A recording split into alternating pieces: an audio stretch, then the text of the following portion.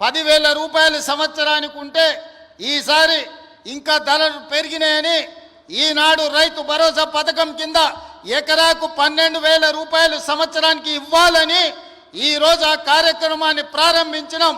ప్రతి సంవత్సరం దాదాపుగా 20,000 కోట్ల రూపాయలు ఈనాడు రైతు భరోసా పథకం కింద ప్రతి ఎకరాకు 12,000 రూపాయలు ఇవ్వాలని ఆ పథకాన్ని ఈరోజు తెలంగాణ రాష్ట్రంలో ఉండే దాదాపుగా 70 లక్షల మంది రైతులకు కొడంగల్ శాసనసభ నియోజకవర్గం చంద్రవంచ నుంచి ఈరోజు ఆ కార్యక్రమాన్ని ప్రారంభించుకున్నాం.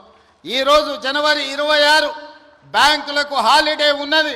రాత్రి 12 గంటల తర్వాత ప్రతి రైతుకు, రాష్ట్రంలో ఉన్న వ్యవసాయ భూమి ఉన్న ప్రతి రైతుకు రాత్రి 12 గంటల తర్వాత ప్రతి ఎకరాకు 6,000 రూపాయలతోని మీ ఖాతాల్లో మీ నగదు టకీమని పడే విధంగా ఈరోజు కార్యక్రమాన్ని తీసుకున్నాం.